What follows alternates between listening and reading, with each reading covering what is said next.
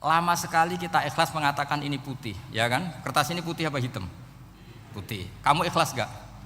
Ikhlas kan? Gak ada yang bayar kan? Kamu mengatakan putih kan gak tak bayar. Terus peci saya ini orang pasti sepakat ini hitam. Dan lama sekali orang mengatakan ini hitam tanpa ada yang gaji. Nah, kenapa kita ikhlas? Karena memang faktanya ini putih, sehingga kita katakan putih. Peci hitam, faktanya juga hitam, sehingga kita katakan. Pertanyaannya, kenapa ketika Allah kamu katakan Tuhan, kamu udah ikhlas? Padahal kamu mengatakan ini putih-putih, gak ada yang gaji juga mau. Alasannya apa? Karena ini fakta. Gitu. Sekarang Allah Tuhan itu fakta apa enggak? Fakta. Loh, kenapa untuk mengatakan Allah Tuhan kamu nunggu opah? Iku ngawur tau ora cara ilmu. Mboten ngawur mboten. Ngawur kan? Harusnya kalau mengatakan fakta itu yang ikhlas. Putih kita katakan putih, hitam kita katakan hitam, meskipun enggak ada yang bayar. Fatihah. A'udzubillahi minasyaitonir rajim. Bismillahirrahmanirrahim. Rabbil alamin arrahmanir rahim. Siratal ladzina an'amta 'alaihim ghairil maghdubi 'alaihim waladdallin. Alhamdulillah masyaallah la quwwata illa billah. Terus niki nerusaken ngaos pertemuan 2 kali, niki yang ketiga.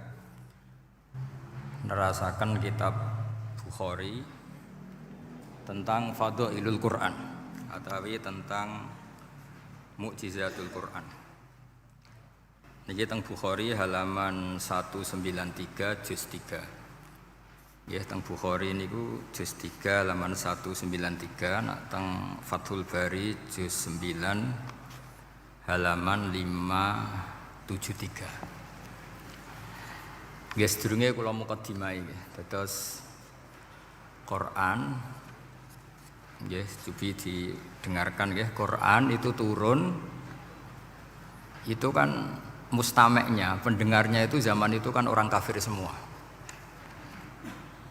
Makanya pertanyaannya itu untuk jadi ahli tafsir itu syaratnya ada enggak? Ya syaratnya ada, harus paham itu. Lalu syaratnya paham itu apa? Untuk Quran itu syaratnya satu, ya dapat hidayat itu. Karena kalau kita pakai standar apapun itu tidak bisa. Karena banyak orang kafir dulu karena punya pengetahuan yang baik tentang uslubul kalamil Arab, itu Quran turun itu memahami dan faham. Ini termasuk yang diceritakan Shahibus Shahih, yaitu Imam Bukhari. Imam Bukhari itu cerita ada orang namanya Jubair bin Mut'im, itu kafir. Saya ulang lagi ya, Jubair bin Mut'im itu kafir. Dia datang ke Madinah untuk negosiasi Asra Badrin, tawanan perang Badar. Delalah pas itu Rasulullah SAW memimpin sholat maghrib, baca surat Wattur wa kitabim mastur fi raqim mansyur. Si Jubair ini mendengarkan terus. Mendengarkan itu kok enak. Nah dia mulai argumentasi kekafirannya terganggu, logika kekafirannya terganggu. Itu ketika Allah mulai mempertanyakan am khuliqu min ghairi syai'in. Kalau kalian merasa Tuhan, mbok kamu itu merasa hidup tanpa pencipta. Ya sudah, kalau kalian merasa Tuhan sebagai subjek, sebagai aktor sejarah, kalian harus khuliqu min ghairi syai'in. Manusia itu diciptakan tanpa pencipta. Atau amhumul khaliqun, atau kalian memang pencipta. Lalu kalau kalian pencipta, pertanyaannya Allah, am khalaqus samawati wal ard, apa kalian semua atau mereka yang kafir itu pencipta langit dan bumi? Terus bala yuqinun, pasti mereka tidak pernah berpikir sebagai pencipta langit dan bumi.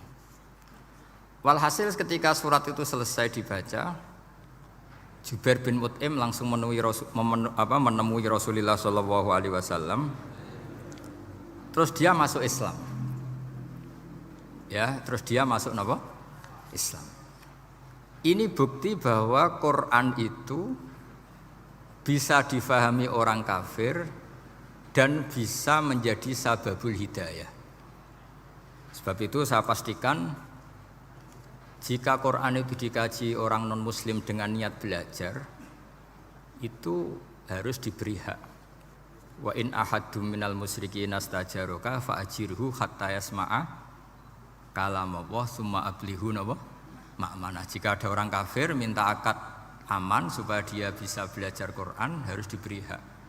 Karena awal-awal Quran itu saking fasohahnya, saking jameknya, saking jelasnya, bahkan aslama Umar mergo bistimaihi atau bisamaihi ayat Al-Quran. Wa kadzalika aslama Jubair bin Mut'im juga ketika mendengar ayat Quran. Pertanyaannya kan, dia ketika mendengar itu muslim apa masih kafir? Masih apa?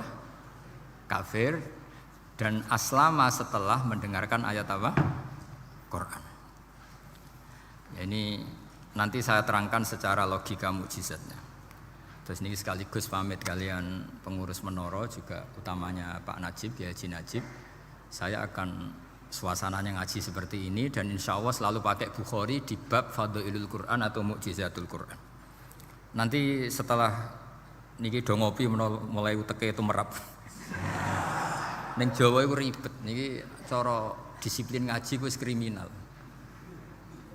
Kok ana kopi ana ngaji, mesti wong eling kopi sik. Sajane cara disiplin ngaji ku kriminal. Tapi wong niki mboten disiplin dadi nggih pun kula waca nggih. Bismillahirrahmanirrahim. Ini cerita Islamnya Jubair bin Mut'im. Yes, di Bukhari saya juz 3 halaman 193, kalau di Fathul Bari juz 9 halaman 583. Ini nanti ngaji sampai jam 3. Nanti jadi kalau jam 3 top. Kok yang ketok sampean seneng nganti jam 3. Nah, kita ora paham nggih seperempat jam. Nggih, haddatsana al-Humaydi, haddatsana Sufyan, qala haddatsuni 'ani Zuhri an Muhammad bin Jubair bin Mut'im an abihi. Qala sami'tu an-nabiyya sallallahu alaihi wasallam yaqra'u fil maghrib bit-tur. Falamma balagha hadhil ayat am khuliqu min ghairi syai'in am humul khaliqun. Terus am khalaqus samawati wal ard bal la yuqinun am indahum khazainu rabbika am humul musaytirun. Kada qalbi ayatiron. Kada meh-meh apa qalbi ati ingsun iku ayatira yen to terbang apa qalbi. Hampir hatiku itu hilang, nyaliku sebagai orang kafir itu hilang karena argumentasi saya kalah. Kalah itu ya kalah. Jadi karena Allah itu sangat rasional. Saya berkali-kali kalau ngaji bilang Allah itu zat paling fair, paling kalau boleh dibahasakan tuh ngajak kita sangat-sangat rasional. Saya berkali-kali ngaji bilang untuk menafikan Tuhan selain Allah itu Allah cara nantang itu sederhana sekali. Qul ara'aitum ma tad'una min dunillah aruni madza khalaqu minal ardi am lahum syirkun fis samawat. Kalau kalian punya Tuhan selain saya, kata Allah tidak apa-apa. Asal yang kamu tuhankan itu punya reputasi lah. Ketika aku bangun langit itu ya urun-urun tau apa. Melok gawe langit ora, urun semen ora, kok melok dadi pangeran piye. Jadi aruni. Yang kamu pertuhankan Fir'aun Namrud ketika aku bikin bumi itu di mana? Kan tidak ikut. Tahu-tahu lahir di bumi, tahu-tahu sebagai Tuhan. Ini apa-apaan itu. Jadi aruni madza khalaqu minal ardi am lahum syirkun fis sama.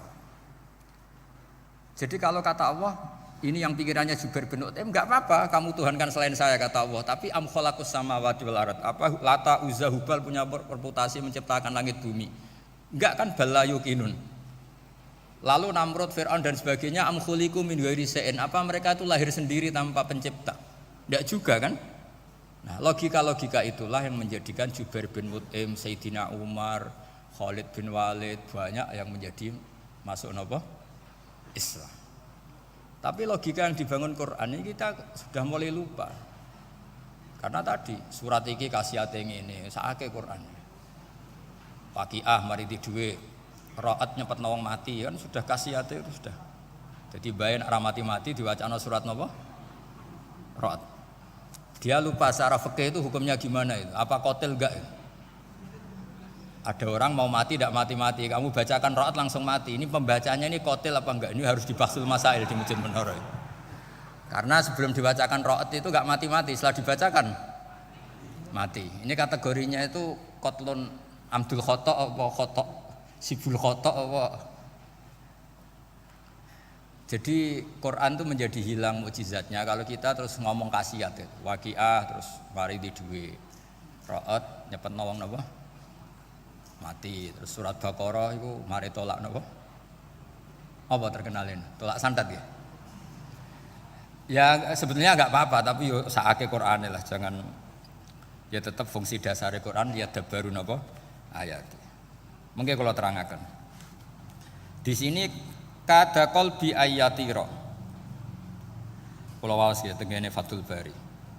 Ka'annahu inzi'ajun inda sama'i hadil ayat atau inda sima'i hadil ayat. Kalau maca 2 kali karena kalau sampean di guru sing macane simak. Guruku maca simak Gus Bak sama tak waca ping pindho inda sama'i hadil ayat untuk inda sima'i hadil ayat. Li fahmihi ma'naha wa ma'rifatihi bima tadammanathu.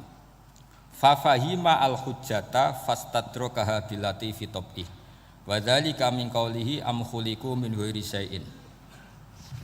Terus sampai am khuliqu al makna am khuliqu min ghairi khaliqin wa dzalika la yajuzu. Terus li anna ma la wujuda lahu kaifa yakhluq wa idza batalal wajhani qamatil hujjatu alaihim bi anna lahum khaliqan. Begini kalau terangno nggih, mboten sampean kulino argumentasi Quran. Ketika Allah menafikan Tuhan selain dirinya, saya ulang lagi, ketika Allah ingin menafikan Tuhan selain dirinya, sebenarnya argumentasinya itu gampang sekali. Kita tahu di awal juz 6 misalnya qul ara'aitum ma tad'una min dunillah, ara'aitum di tafsir-tafsir akhbiruni. Coba saya kasih tahu ara'aitum ai bi makna apa? Akhbiruni. Coba kasih tahu saya. Kalau mereka itu Tuhan apa reputasinya? Aruni, tunjukkan ke saya. Madza khalaqu minal ardi. Ketika aku menciptakan bumi itu mereka urun apa? Fir'aun lahir di bumi, Namrud di bumi, Nabi Isa di bumi. Semua yang kamu tuhankan lahir di bumi. Lalu ketika bumi diciptakan kontribusi mereka itu apa? Mbok kalau yang merasa jadi Tuhan tuh mbok yo gawe lah urun gitu. Gampangane iku yo wong iku ana kualifikasine. Nek dadi kiai iku yo tau mutolaah. Tahu ngaji bafail macam-macam lah soalnya. Nak jadi wong sugih itu syaratnya ya diwarisan atau pekerja keras. Kan kabeh ono syarat. Maksud jadi pangeran tanpa kualifikasi. Jadi presiden yang menang di pemilu gitu. Ini jadi Tuhan kok tidak punya reputasi aruni madza khalaqu minal ardi am lahum syirkun fis samawat. Kok jadi Tuhannya bumi ya reputasinya menciptakan bumi.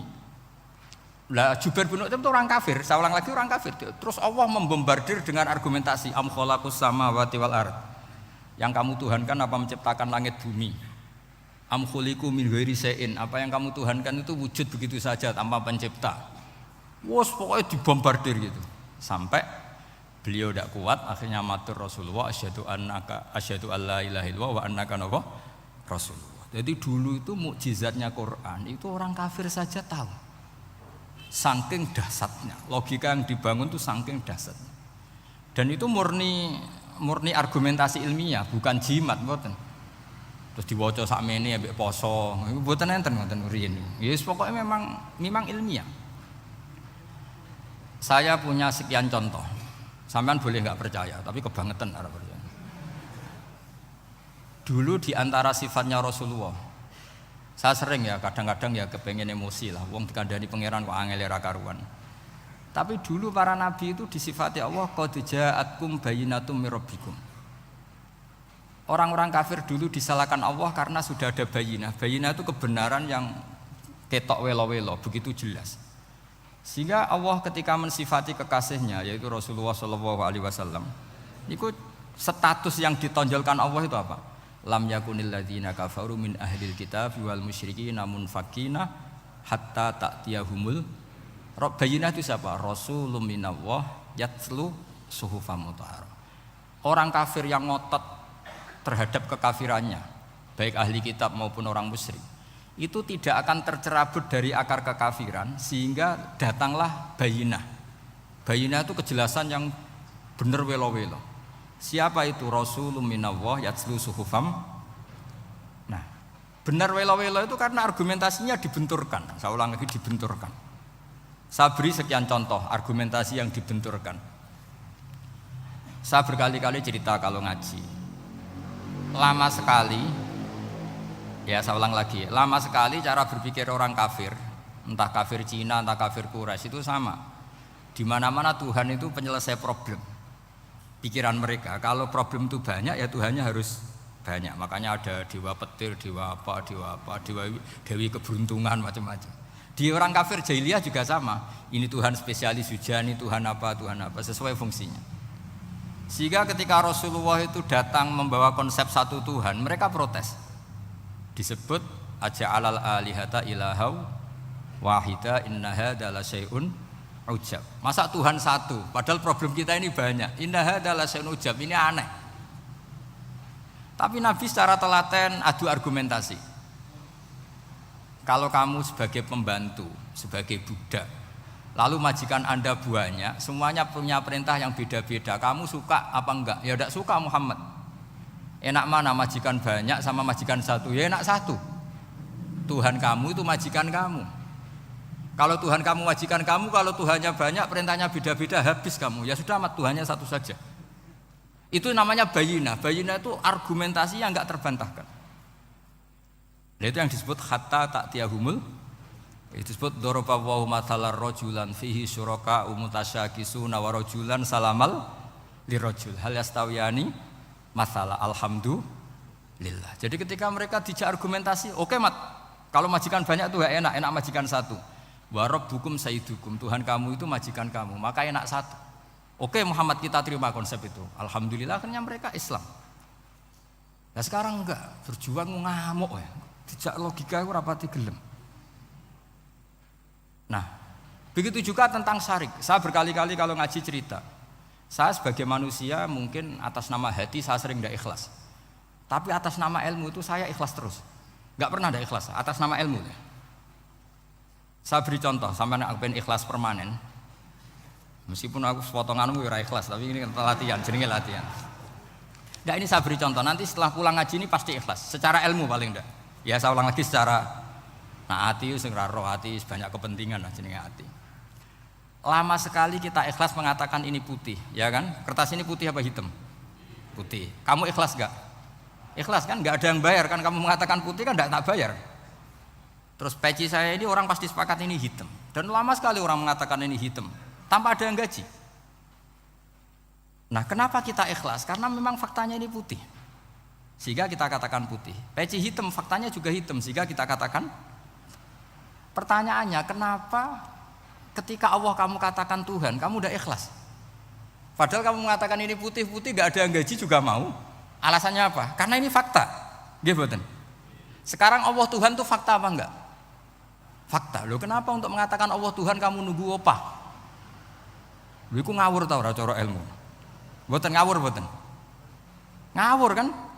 Harusnya kalau mengatakan fakta itu yang ikhlas. Putih kita katakan putih, hitam kita katakan hitam, meskipun nggak ada yang bayar. Nah itu ilmu. Maka kalau kita dengan ilmu nyembah Allah mesti ikhlas. Ya Allah memang kau Tuhan ya tak sembah.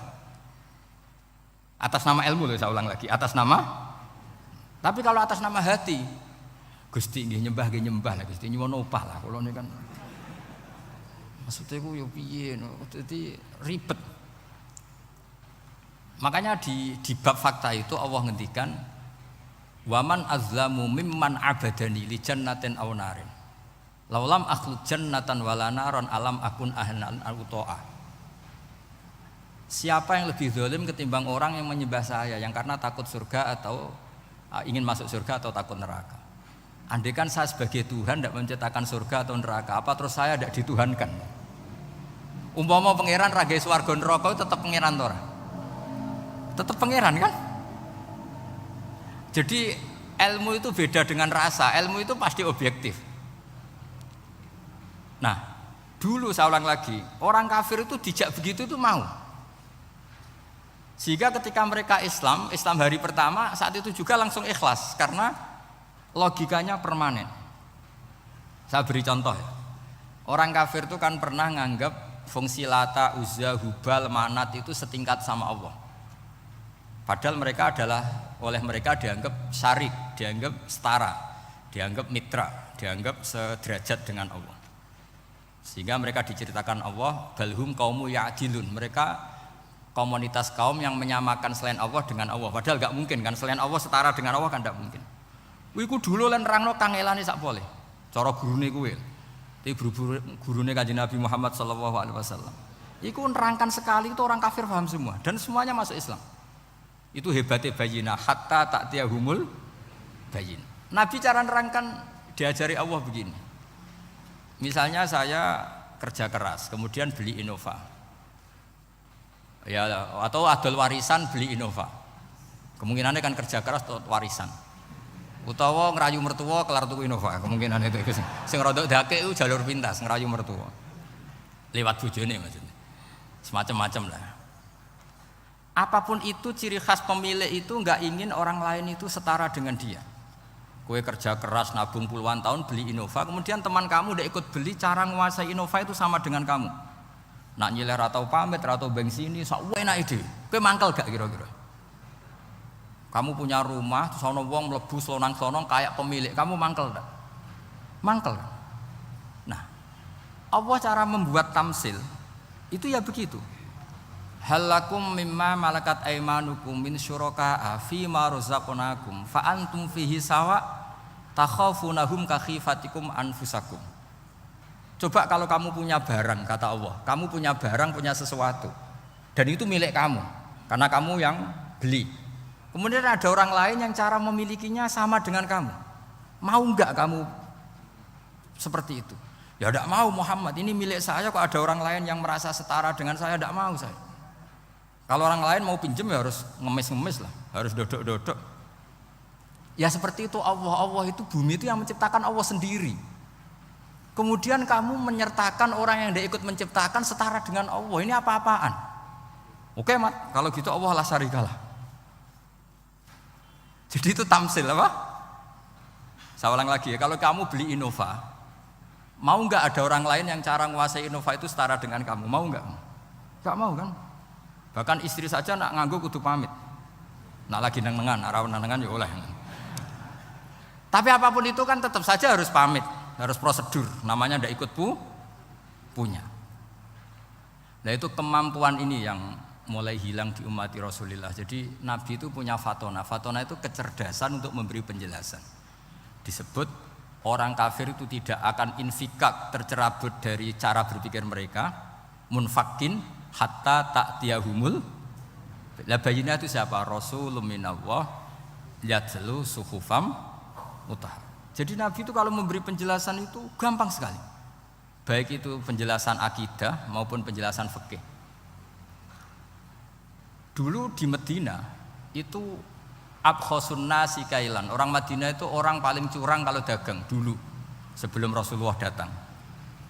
Sehingga misalnya mau beli pelem itu mangga itu, pentil ya dihitung pelem. Jadi busron itu kurma pentil ya dihitung kurma. Misalnya kulaan pari hijau wis dituku, padahal urung jelas dadi padi. Nah nanti kalau kena badai angin ya sudah, apa itu uang itu nggak kembali. Ketika Rasulullah datang, Nabi mau tanya, "Cung ke tuku apa?" Tumbas pelem. Sekarang satu pohon pelem dituku 2 juta, itu rego pelem ta rego pentil? Mbak sampean jawab ya. Pentil kan gak ono regane, sakmene niku.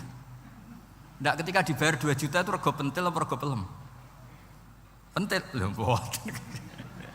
Ketika pentil sakmene dituku 2 juta satu pohon itu rego pelem atau rego pentil? Pelem kan? Sekarang faktanya pentil apa pelem? Pentil. Makanya Nabi terus tanya, "Kul ara'aitum in mana'allahu as-samrah fabima yastakhilu ahadukum mala akhi." Banyak tak apa loh hadis-hadis. Andai kan nanti pentil ini kena angin, kemudian 2 juta itu bayari apa coba? Diarani bayari pelem rantuk pelem, dibayari pentil itu regane 2 juta, dipangan yo ora kena. Akhirnya wong Madinah sadar betapa buruknya sistem perdagangan mereka. Wong pentil kok diregani 2 juta. Semenjak itu ada fikih boleh jual pentil itu ba'da budui Solahiha setelah jelas-jelas jadi pelem. Paham ya? Dan Nabi cara nerangkan gampang. Fabima yastakhillu ahadukum mala akhi. Lalu alasan halal itu apa? Kamu mengambil uang 2 juta atas nama apa? Atas nama pelem ya Rasul, di peleme. Atas nama pentil, mosok pentil regane 2 juta. Jadi akhirnya orang Madinah sadar semenjak itu tidak jual buah-buahan qobla budui solahiha sebelum kelihatan berstatus napa? Samroh buah. Jadi Nabi itu orang yang kalau menjelaskan itu gampang sekali. Dulu itu Nabi pernah dibully orang Bedui. Nabi pernah ngendikan la adwa wala tiarota wala hamah. Tidak ada penyakit menular. Ya ada orang Bedui itu iseng. Iseng itu ya iseng. Ada unta gudiken dijejero unta waras. Akhirnya sing waras melok gudiken. Si Bedui ya rodok kurang ajar. Rasulullah ditimbali. Ya rodok kacau ngiwanya. Alhamdulillah gak wong kudus. Ya Rasulullah katanya engkau tidak ada penyakit menular. Ini unta ini tidak gudiken, tak jejeri yang gudiken ikut gudiken. Terus Nabi banget pinter ya. Dikira Nabi itu kan kalah ya. Nabi jawabannya enak.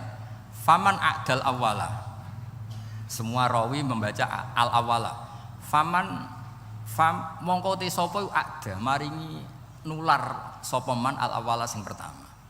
Ya nek iki jarimu ketularan iki, lha iki ketularan sapa? Sing pertama gudiken. Wah iku asli, lah ya maksudku ya sing iki.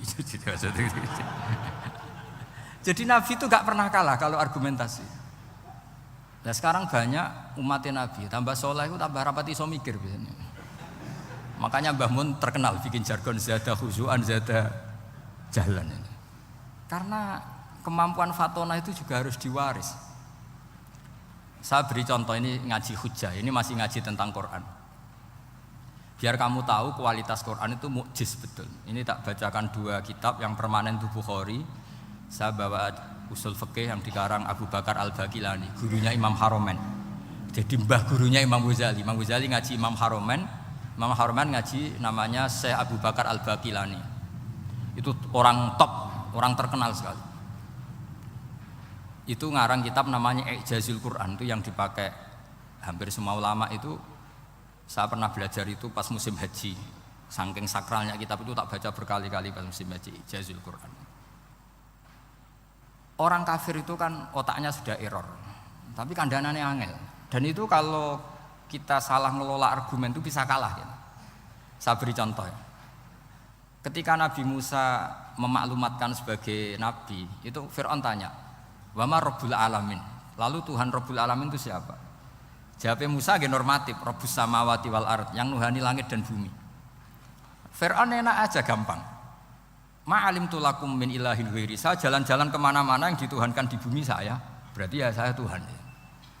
Soal kemungkinan Tuhan di langit, terus Haman dipanggil. Haman itu arsitekturnya Fir'aun. Ya Haman ibnili sorkhal ali abluhul asbab as-samawati fa'attali'a ila ilahi Musa. Haman bikinkan piramida yang tinggi supaya saya bisa melihat Fir'aun. Tuhannya siapa? Musa.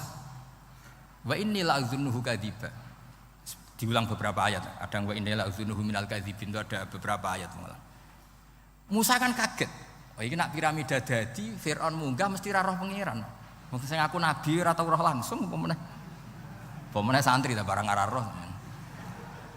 Ini kan Fir'aun, Musa akhirnya bingung. Jadi misalnya munggah tenan mesti ra roh Allah. Padahal kata Musa, kata siapa Fir'aun?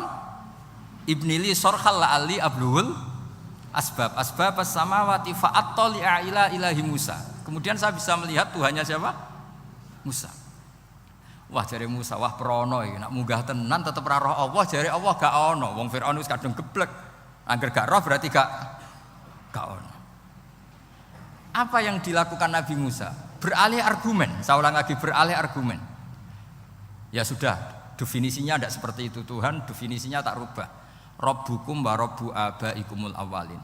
Sing mengerani buyutem. Wah iku langsung sak majelis separo itu iman. Wah iki nak Fir'aun pangeran, buyut-buyute ora ono pangeran. Karena pangerane datang terlambat. Ini aneh, pangeran dhisik buyute piye? Wong buyute ra pangeran kok putune pangeran. Akhirnya Fir'aun langsung Cara Jawa semane wah entek. Nah, makanya kalau Syekh Nawawi ngendikan, kalau debat kok wis muring-muring wis ra ilmiah.